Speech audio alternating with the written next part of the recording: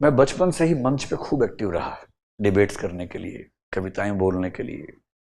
क्योंकि मेरे पेरेंट्स अध्यापक रहे हैं, तो अध्यापकों के बच्चों को ना बचपन से दबाव ज़्यादा रहता है कि चलो स्टेज के ऊपर चलो, नहीं जाओगे भाड़। देखिए, व्यवसाय की दुनिया का उसूल तो ये है कि जल्दी जल्दी एक्सपेंड करना चाहिए। हम उसके एकदम विपरीत है, हम बहुत धीरे चलते हैं।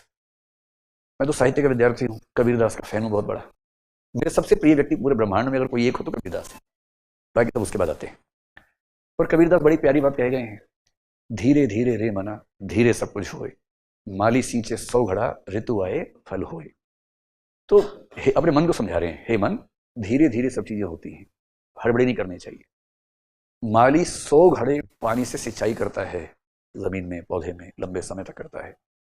ऋतु आए फल होए, उसके बाद जब सही ऋतु आती है उसके बाद जाके फल पकता है। जल्दबाजी से क्या फायदा है ना। हालांकि कविताओं के भरोसे जिंदगी जीना मुश्किल है, क्योंकि हर कविता के विरोध में एक कविता और भी है। जैसे काल करे सो आज कर, आज करे सो अब, पल में प्रलय होएगी बहुरी करेगा कब। अब ये वाला माने कि वो वाला माने समझ में नहीं आता है, बड़ा मुश्किल होता है कविताओं में। जैसे ताजमहल है, ताजमहल को लेकर दो बड़े शायरों ने कविता लिखी। एक शकील बदायूनी नाम के शायर थे, उन्होंने क्या लिखा, एक शहनशाह ने बनवा के हंसी ताजमहल, सारे जहां को एक मुकम्मल दौलत दी। ऐसी को पंक्ति में एग्जैक्ट शब्द भूल रहा हूं, मतलब कह रहे कि इतना सुंदर ताजमहल बनवा के सारे जहां को क्या मुकम्मल भेंट दुनिया को दी है, कमाल कर दिया। तो ये पढ़ा तो हम थैंकफुल हो गए शाहजहां के लिए कि भाई आपने सही बनवा दिया, बहुत अच्छा किया। मुमताज जी की याद, किसी की याद में बनवाया लेकिन बनवा दिया, और हम आज तक देख पा रहे हैं। फिर गलती से हमने साहिर को पढ़ लिया, साहिर ने खाट खड़ी कर दी शाहजहां की। वो कह रहे हैं, एक शहनशाह ने दौलत का सहारा लेकर हम गरीबों की मोहब्बत का उड़ाया है मजाक। ये शायरों के चक्कर में नहीं पड़ना चाहिए। ये हर बात में इतना विरोधी पर्सपेक्टिव देते हैं कि आप समझ नहीं पाते कि अब इसको मानना है कि इसको मानना है, धीरे धीरे मना करना है या काल करे सो आज कर करना है। तो पढ़ाई के मामले में काल करे सो आज कर है ना, और जिंदगी के मामले में बहुत तनाव नहीं रहना है, धीरे धीरे मना धीरे सब कुछ है। लेकिन ये नहीं कि पढ़ाई के मामले में आप कहीं सर ने कहा पढ़ाई आज नहीं करनी है, धीरे धीरे करना है ना, वो भूल के भी नहीं। वो तो मैंने अपने बारे में बताया कि हमारा स्वभाव कुछ कुछ ऐसा है। तो हमें जब किसी शहर में ऐसी बिल्डिंग मिलती है जो बहुत सुरक्षित हो, दो रास्ते हों, हर तरह से मानकों पर खरी उतरती हो, तो ही हम तैयार होते हैं। हमारे सिक्योरिटी की पूरी टीम है, वो ऑडिट करती है, तब उसके बाद ये फैसला होता है। तो जब ये फैसला यहाँ हुआ, मुझे क्या मेनू की मतलब, मुझे क्या मतलब है, भाड़ में जाए। इजराइल अगर लड़ रहा है हमास के साथ तो मेनू की लड़ने दो। एक बहुत प्रसिद्ध जोक है, दो दोस्त थे, एक का नाम था संता, एक का नाम था बंता सिंह। तो संता ने बंता से कहा, भैया घर में आग लग गई है। बोला मेनू की। बोला तेरे घर में आग लगी है। बोला तेनू की। अरे लग गई तो लगे, तू क्यों टेंशन कर रहा है भाई, मेरे घर में लगी है ना, तेरे में लगी तो मुझे क्या, मेरे में लगी तुझे क्या, क्या मतलब है। तो कुछ लोग इस मूड में रहते हैं, मेनू की, तेनू की, बहुत सानू की। व्हाट इज सानू की, हमें क्या मतलब है। इजराइल ने हमास के इतने लोग मार दिए, सानू की। हमास ने पलट कितने मार दिए, हमें क्या मतलब है। और चाचा चौधरी अभी इन दोनों का समझौता करवा रहे हैं, हमें क्या मतलब है यार। न्यूयॉर्क में डेमोक्रेट पार्टी जीत गई है, चाचा चौधरी की पार्टी हार गई है, हमें क्या मतलब है, भाड़ में जाए सानू की। एक तो ये तरीका है। एक तरीका ये है कि दुनिया की हर चीज आपको प्रभावित करती है, आपको पता होना चाहिए, अवेयरनेस के लेवल पे जीना। और इस पाठ्यक्रम की सबसे सुंदर बात यह है कि ये आपको एक साधारण नागरिक से बहुत कायदे का नागरिक बनाता है। आपको उन सभी चीजों की इतनी इतनी जानकारी हो जाती है कि आप किसी भी विषय पर गंभीर बात कर सकते हैं और आपकी बात लोग सुनना चाहें उसके बाद। तो एक सामान्य बात थी सिविल सेवाओं के बारे में, मैं आपके सवालों का जवाब दूंगा। मेरी व्यक्तिगत राय ये सच में है, आज भी है, मुझे लगता है कि 1-1.5 साल की पढ़ाई से एक मैच्योर सिटीजन बनने का इससे अच्छा तरीका नहीं है। और मैं ये बात बहुत शिद्दत से कह रहा हूँ, मैं सीरियसली कहता हूँ कि इस एग्जाम को आपने देना हो ना देना हो, तैयारी एक बार कर ले तो बुराई नहीं है। क्योंकि बेहतर इंसान तो भाई इथिक्स वाला मामला है, लेकिन कम से कम बेहतर जागरूक नागरिक बन जाते हैं। ये बात मैंने एक बार कही थी कि मैं अपने बेटे से भी कहूंगा एग्जाम दो या ना दो, लेकिन पढ़ लेना। मैं आज भी कहता हूँ उससे, और वो कुछ क्लासेस करता है, मेरी क्लास कर रहा है आजकल। किसी बाप के लिए इससे बड़ा क्या सम्मान हो सकता है। 15-20 दिन से मेरा बेटा मेरा फैन बन गया है। ये अचानक कोई वीडियो ऐसा होता नहीं आम तक, वरना 19 साल का बच्चा बाप का विरोधी होता है, सीधी सी बात है। मैं भी उम्मीद करता हूँ क्रांति करेगा, क्रांति नहीं करता हूँ। तो उसको उसके किसी दोस्त ने बताया कि तेरे पापा ने बड़ा अच्छा वीडियो बनाया है, तब उसको लगा अच्छा मेरा बाप किसी काम का है इसका मतलब। तब उसने देखा और फिर उसने लिखा, बड़ा सुंदर सा मैसेज लिखा कि मैं आपका फैन बन गया हूँ। मैंने कहा वाह क्या बात है। तो अब हो सकता है मेरे चक्कर में वो पूरी पढ़ाई करे। एग्जाम तो मेरे ख्याल से वो नहीं देगा, उससे बहुत इंटरेस्ट है नहीं नौकरी करने में। अभी छोटा भी है, क्या पता 3 साल बाद इंटरेस्ट हो भी जाए नौकरी करने का, अभी तक ऐसा लगता है। और मैं उन पिताओं में हूं जो अपने बच्चों को इंसिस्ट बिल्कुल नहीं करते कि आपको क्या करना चाहिए। मैं तो आपको भी नहीं करना चाह रहा हूँ, आपकी चॉइस है ना, आपकी जिंदगी आपकी चॉइस। अगर आपको आईएएस बनना है तो तैयारी करने में सबसे अच्छी मदद हम कर देंगे, ये मेरा भरोसा है, इसमें मुझे कोई दिक्कत नहीं है। पर आपको बनना है कि नहीं बनना है आपकी चॉइस है, मैं कौन होता हूँ कहने वाला। पर यह बात एकदम सही है कि अगर आप तैयारी करेंगे तो आज आपका जो व्यक्तित्व है वो 2 साल बाद होगा, ठीक ठाक अंतर होगा। आपके दोस्त आपको बेदखल कर देंगे अपनी जमात में से कि अब तू वो नहीं रही, अब तू बदल गई है। सच में बदल जाएंगे। एक सिंपल एग्जांपल देकर समझाता हूँ जो मुझे होती दिक्कत। आप जिन दोस्तों के साथ रहे उनका एक खास किस्म का माइंडसेट है, आपका भी वैसा है। आप देखेंगे कि अभी हम जिस लेवल पे होते हैं जनरली, जो चुटकुले आप सुनते सुनाते हैं वो आमतौर पे रेसिस्ट होते हैं। किसी की त्वचा के रंग के बारे में हो सकते हैं कि एक बार वो आया दांत खोले तब पता लगा भाई तुम अमावस की रात में बाहर मत निकला करो। हंसी आ गई, पर दरअसल ये रेसिस्ट जोक है, किसी की त्वचा के रंग के बारे में है।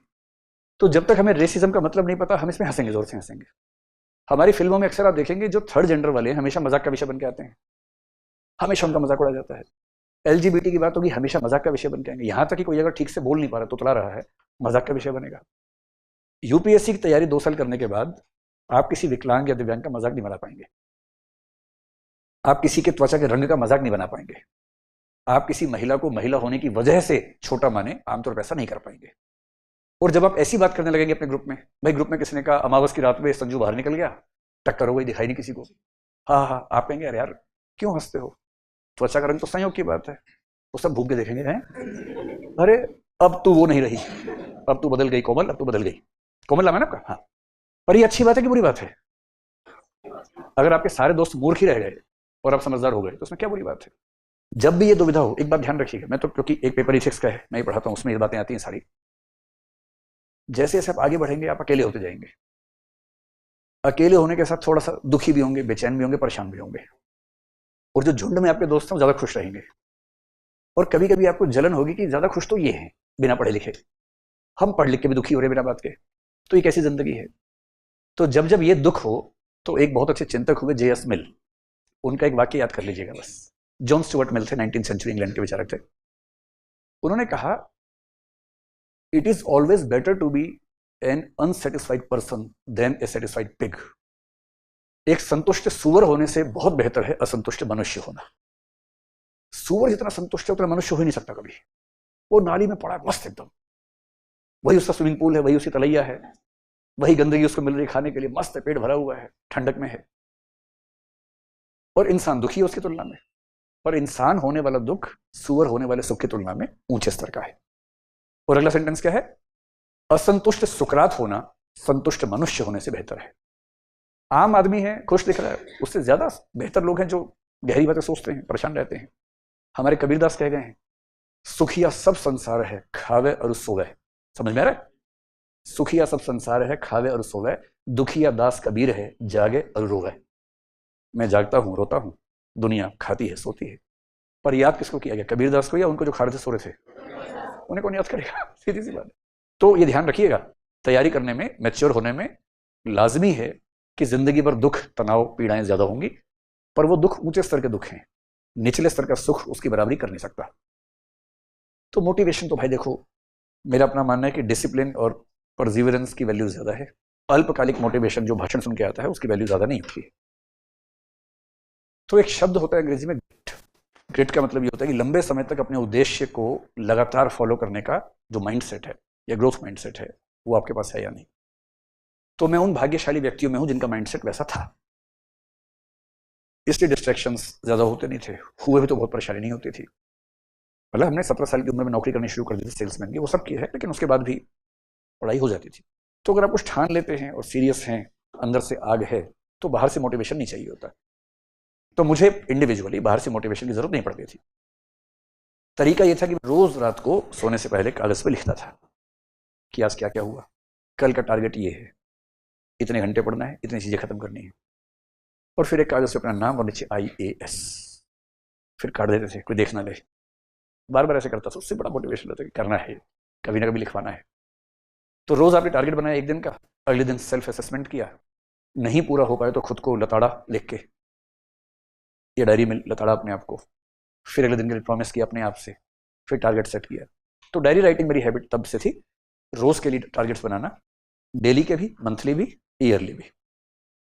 और मेरा 70-80% टारगेट्स हो जाते थे मैच। इतना अगर आपका हो रहा है तो आप ठीक है, इसका मतलब। आजकल डिस्ट्रैक्शन ज़्यादा है ना।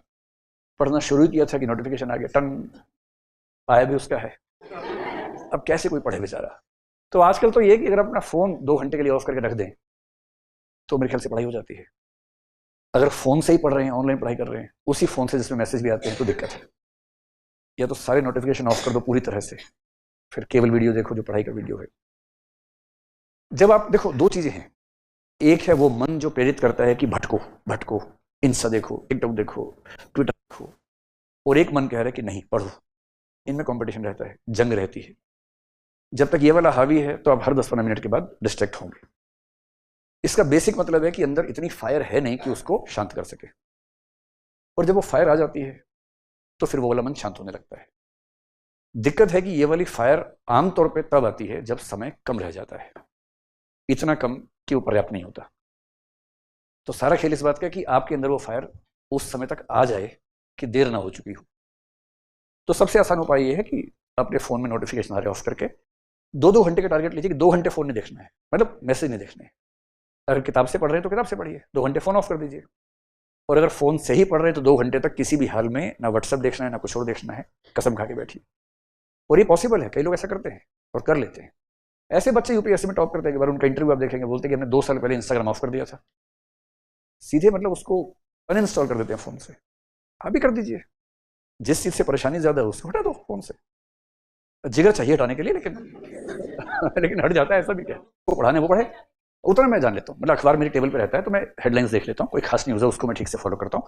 नेट के थ्रू मैं आर्टिकल्स पढ़ लेता हूँ बीच में, लेकिन मेरे दिमाग में फिल्टर्स लगे हुए बहुत स्ट्रॉन्ग, और वो उम्र के साथ लगते हैं, अभी आपके नहीं लग पाएंगे। आप कितना भी कोशिश करके एक आर्टिकल लिख लीजिए जिसमें विचारधारा थोप रखी हो, मेरे दिमाग के फिल्टर उतना उतना हटा के ही लेंगे उसको। इसलिए मुझे अब किसी विचारधारा का पढ़ लीजिए, मैं लूंगा उतना काम का जो मुझे समझ में आ रहा है कि ठीक बात है। और जहां मुझे डाउट होगा, चैट जीपीटी, ग्रोक, ये सबका सब्सक्रिप्शन मेरे पास है, मैं तुरंत दूसरा सवाल पूछता हूँ, सबसे पूछता हूँ, और डीप सर्च पे पूछता हूँ, प्रमाण के साथ। ऐसे ही नहीं कि भाई ये एक स्टेटमेंट मैंने पढ़ी है, ये सही है या गलत, प्रमाण के साथ बताओ। तो वो आधा घंटा लगाता है रिसर्च करने में, फिर प्रमाण देता है कि संविधान के आर्टिकल लिख के देगा, किस आर्टिकल में ये लाइन लिखी हुई है, इस जजमेंट में इस जज ने ये वाक्य लिखा था, ये प्रमाण आते हैं, तब मानता हूं कि सही बात क्या है, उसके पहले नहीं मानता हूं, चाहे कोई भी हो। मुझे संकेत मिल गए, ऊपर जाना पड़ेगा, बच्चे नाराज हो रहे होंगे। बहुत अच्छा लगा आपसे मिलके, और मिलते रहेंगे बाद में। शुक्रिया, धन्यवाद।